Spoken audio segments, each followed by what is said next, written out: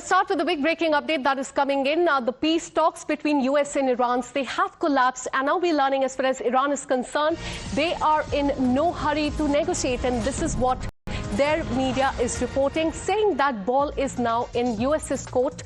In fact, talks have failed, and Iran is saying that they are in no hurry. Iran has put a ball in Trump's court and is also asserting the position, saying that Iran is in no hurry to negotiate. And this comes at a time, remember, when Donald Trump has also said that it doesn't make any difference to him if there is a deal between Iran and the United States, saying that US has already won this war.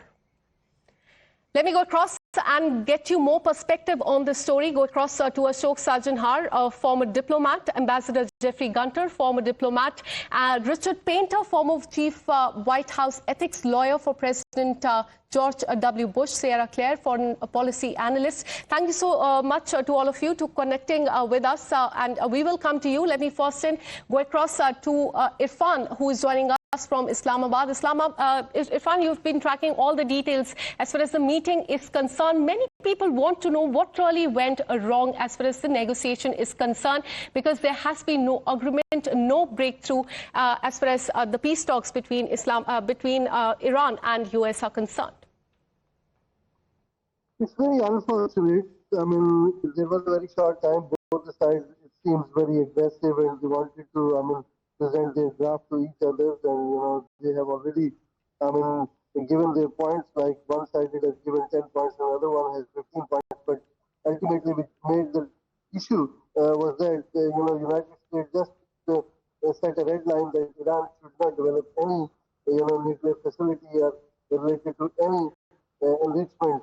So Iran just categorically said no, it's not acceptable. And it was not going to be solved in overnight, because it was a marathon discussion for at least 21 hours. J.D. Vance said that we have conveyed our message to the Iranian delegation that what we can do, what we can accommodate, and what we cannot. But Iran just said that there were excessive demands coming from the US side, which was not. They were not in a position to accept them. And one more thing that I just observed, that both the sides were getting directions from their home countries.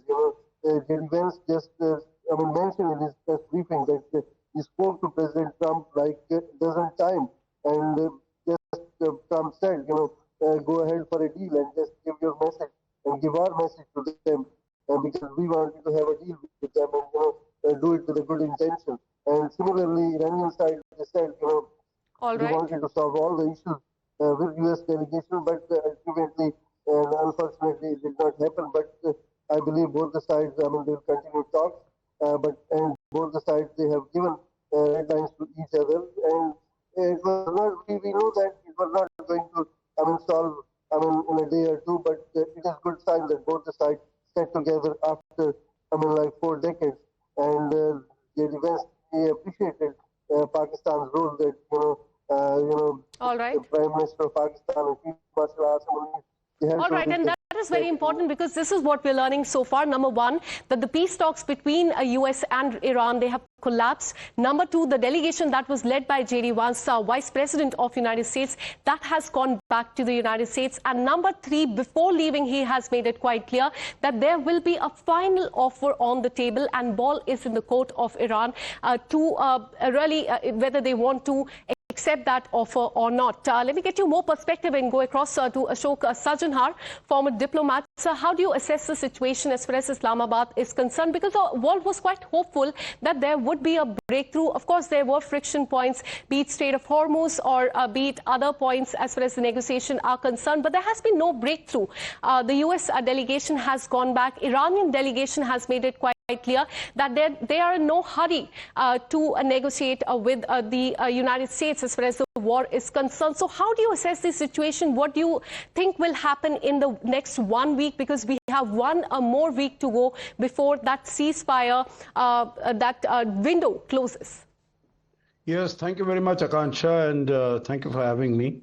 I think the result is very, very disappointing because definitely the world was very hopeful that at least we'll be able to get a mini deal, if not a big deal, at least some basic issues so that the ceasefire could continue and the Strait of Hormuz could be opened, because that is, one choke point that is adversely impacting upon the whole world economy and a large number of other countries, particularly as far as countries in Asia are concerned. So I think it is very, very disappointing. Of course, it was always known, that these two sides are not very close because both of them have put their maximalist positions. 10-point plan from Iran, that was the maximalist position, and of course the 15-point plan as far as the United States is concerned. What I would say is that what was expected, that at least on a few of the issues there would be agreement, and then there would be agreement to continue the conversation, continue the dialogue, because both sides, meaning the United States, a 300-member delegation led by the Vice President, has traveled all across the world to Islamabad. So they they were serious about it. They definitely wanted something out of it. And Iran also, 70 members of the delegation, led by a senior person, Speaker of the Parliament, Foreign Minister, etc. So there was some hope and expectation, and both the sides apparently were serious that they wanted to get somewhere. But what was also expected is that both sides are quite tired. There is this now the war of attrition that was going on, because there was not much headway or progress that US or Israel could make, not much headway or progress that Iran could make. And there has been no respite. Before leaving, J.D. Vance has said that they were quite flexible and accommodating as far as their terms and demands are concerned. Stay on with us. I'll come back to you once again. We have a breaking update coming in as far as Pakistan is concerned. We're learning that Islamabad, as far as the failure are concerned, Pakistan is in pay-saver mode. It is called for truce to continue. No deal despite Pakistan mediation. Islamabad right now is scrambling after talks have failed. They are attempting to damage control. There has been no breakthrough in Islamabad. Talks have failed. Listen in. Was looking at Islamabad for some sort of a respite, because in the last more than 6 weeks, thousands of people in West Asia have lost their lives. So question many are asking, what really went wrong as far as the negotiation are concerned, and what is the reason that they have failed? Number one is that there has been no agreement on the core demands, because as far as US is concerned, they wanted Iran to reopen the Strait of Hormuz, something that Iran had refused to. There was also the question of uranium enrichment, nuclear enrichment there in Iran. Reason number two, that is a likely reason that Iran has rejected the US terms, and that is something J.D. Vance has also mentioned before he left from Islamabad and is now heading towards the United States. Nuclear enrichment deadlock, because before leaving, J.D. Vance has made it clear that they had put forth this crucial demand before Iran, that they cannot there should be no uranium enrichment in Iran. Sanctions and asset standoff that we have been witnessing in the last 24 hours. Let's tell you about reason number 5. Ceasefire conditions are currently unresolved. Ceasefire is there in place for the next was there for 2 weeks. 1 week has passed. It remains to be seen what really happens as far as next week is also concerned. But 21 hours of high-stakes diplomacy and nothing to show for it. The much-hyped talks between US and Iran in Islamabad have collapsed. No agreement, no joint statement, no breakthrough. US Vice President J.D. Vance has confirmed it on record that the talks have ended without any deal in sight.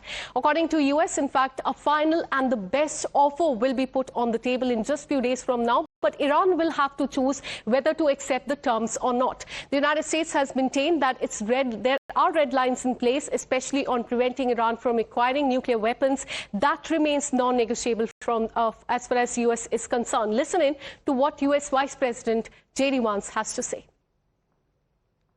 To the Prime Minister of Pakistan and to Field Marshal Munir, who were both incredible hosts. And whatever shortcomings in the negotiation, it wasn't because of the Pakistanis, who did an amazing job and really tried to help us and the Iranians bridge the gap and get to a deal. We have been at it now for 21 hours, and We've had a number of substantive discussions with the Iranians. That's the good news. The bad news is that we have not reached an agreement, and I think that's bad news for Iran much more than it's bad news for the United States of America. So we go back to the United States having not come to an agreement. We've made very clear what our red lines are, what things we're willing to accommodate them on, and what things we're not willing to accommodate them on. And we've made that as clear as we possibly could, and they have chosen not to accept our terms. And now we have a statement coming in from Iran's foreign ministry on the negotiation that has now collapsed. They have said, and I quote, "We reached an understanding on a number of issues, but there were differences on opinion on 2 to 3 important issues, and ultimately the talks did not lead to the agreement. This round of negotiation was the longest round of negotiation in 1 year and lasted a total of 24 to 25 hours. Diplomacy never ends. This is a tool to protect national interests. Diplomacy must perform their duties both in the time of war and peace." These negotiations, he went on to say, the foreign ministry in a statement went on to say, were held after 40 days of war imposed and were held in atmosphere of mistrust, something that Iran has been saying time and again. But very importantly here, and on that I want to go across to Irfan, who's joining us from Pakistan. There is a statement that is coming from Iran's foreign ministry, and very importantly, they have said that diplomacy never ends. So as far as Iran is concerned, now it appears that they are still very hopeful. US, on the other hand, has made it quite clear that there will be a final and a best offer on the table in the coming days. It is in the interest of Iran whether they want to accept it or not. But Iran now saying that diplomacy never ends. It's quite hopeful. Actually, there is a lot of behind the doors, and J.D. Vance also said that we cannot disclose everything, and he just mentioned 1 or 2 points. Which came under discussion, which ultimately became, the red line for both the countries. Otherwise, J.D. Vance, he said, talks were going in a good direction, and I hope so. It will be solved, in the future. But both the technical sides, he said, they exchanged drafts and they discussed so many things. Otherwise, if there were no agreement on many points, it would have not lasted for 24 or 21 hours. So it's a good statement came from the Iran that diplomacy never ends, and they said that there were complexity in the talks just because of 2, 3 issues. One of them was the state of Hormuz. It came suddenly, and they had to discuss a lot. But despite that, all right. All right, we'll try and connect with you once again. Let me go across to Ambassador Jeffrey Gunter. Sir, how do you look at the statement that is coming from Iran? Because they have clearly mentioned that diplomacy never ends. This is a tool to protect the national interest. Diplomats must perform their duties both in the time of war and peace. Do you think Iran is still hopeful that there will be some sort of a breakthrough? Because U.S. Vice President, before leaving for U.S., has also made it clear that there will be a final offer on the table. Do you think there could be a breakthrough in the coming days? Well, let's be honest. What is never ending is Iranian BS, and you know what BS stands for. And the reason why I say it's never ending is it's been going on for 47 years. We talk about this war going on for 40 days, but last time I checked, U.S. Marines were murdered by Iran through their proxies, Hezbollah, in 1983. So we know the Iranian quote-unquote BS, and I can say that because I'm not part of the negotiating team. And let me also say that I also agree profusely and profoundly with our great Vice President Vance when he said Iran has a lot more to lose, and he also commended the Pakistan government for their help. Blessed be the peacemakers, as we all know, and really Pakistan is trying to make this work for the entire world. But let there be no misunderstanding. The conditions have not changed. No nuclear capabilities, no offensive missiles, drones, whatever you want to say. An open Strait of Hormuz and no more proxy attacks. No more Hezbollah, no more Hamas, no more Houthis.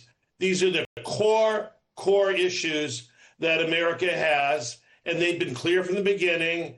And let's face it, Iran has been devastated.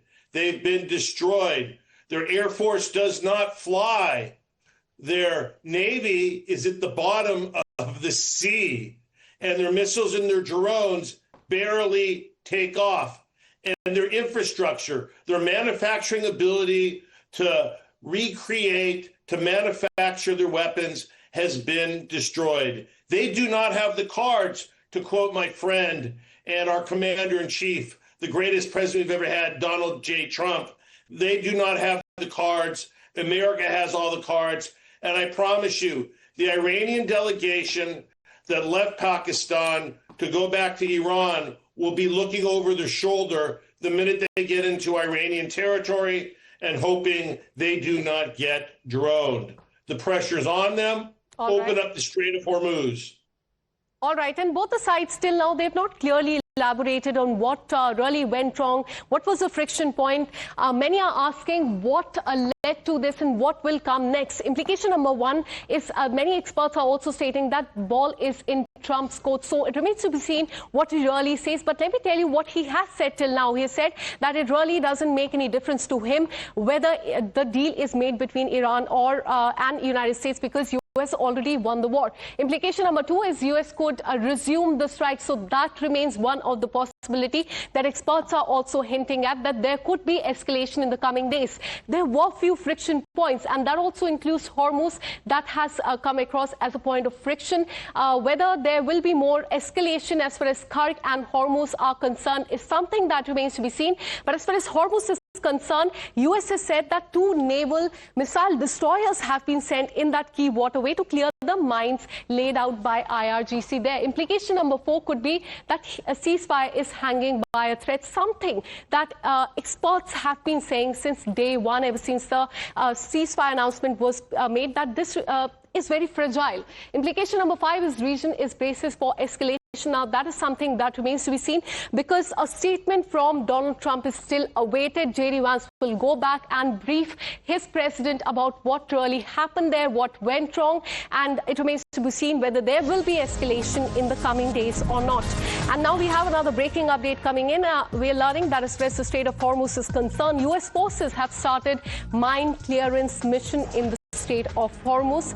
CENTCOM has posted a statement on social media. This is U.S. Central Command. They have mentioned that their forces have started setting conditions for clearing mines in the Strait of Hormuz, starting just few hours back, as 2 U.S. Navy guided missile destroyers conducted operations there. And name of these destroyers are USS Frank E. Peterson, and another is USS Michael Murphy. They transited the Strait of Hormuz and operated in the Arabian Gulf as a part of a broader mission to ensure the strait is fully clear of the sea mines previously laid by Iran's Islamic Revolutionary Guard Corps. In a statement, they have said that today we have started the process of establishing a new passage, and we will share this safe pathway with the maritime industry as well. So that's a big claim that is coming from the United States, that 2 of their warships, missile destroyers, they are currently in the Strait of Hormuz, and they've already started clearing the mines laid out by Iran there. But we also have a statement coming in from Iran as well. They have rejected this in saying that any attempt by US to do so will bring a retaliation. Let me first of all take you through what US Central Command has said.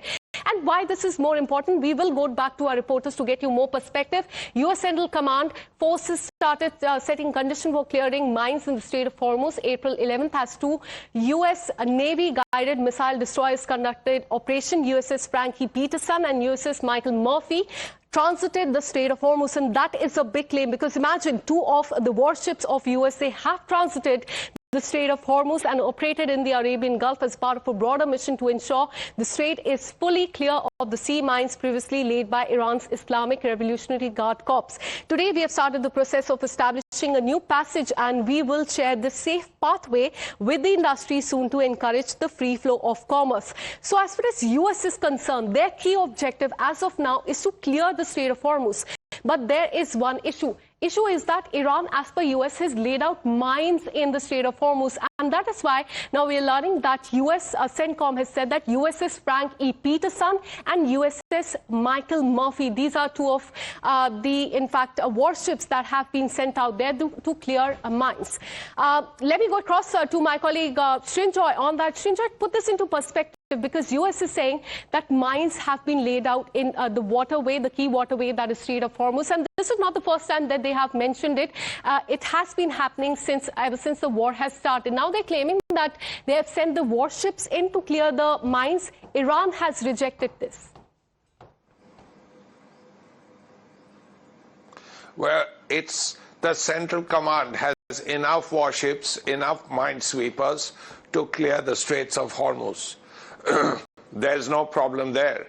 The problem comes after that, because what if the Revolutionary Guard drops some more mines? That's the first thing. The more worrying thing is that it's a pathway which is it's a strait that is very narrow. And what happens if there is a drone attack? There is a missile attack on one of these big tankers. So that is the worrying aspect. Then we are really back to square one. Now, Iran could well do that, because Iran still has all it takes. I think that it was the American president who said this, that all it takes is one missile or one drone, and that creates that problem, which is why the president rightly wanted, this is something the Indian government has also spoken about, the ensuring free passage in that area. But the ability to fire one drone, to fire one missile at any tanker passing is there. And once that ability is still there, and once that can be done, it creates more problems. Because if a big tanker sinks right at the strait, to get that tanker out of the way and ensure shipping movement becomes more difficult. So it's not easy. As far as the talks were concerned, one had hoped that both sides would come back at least saying, yes, we disagree about lots of things, but we've at least agreed to talk more. Or we've agreed to extend the ceasefire. Even that hasn't happened. Absolutely, but a statement has come in from Iran going on to mention that diplomacy never ends. So it remains to be seen how this pans out in the coming days. Thanks so much, Srinjoy, for getting us all those details. We have another breaking update coming in. Prime Minister Modi has written a letter to floor leaders of all parties in Lok Sabha and Rajya Sabha on Nari Shakti Vandan Adhiniyam, requesting them for their support.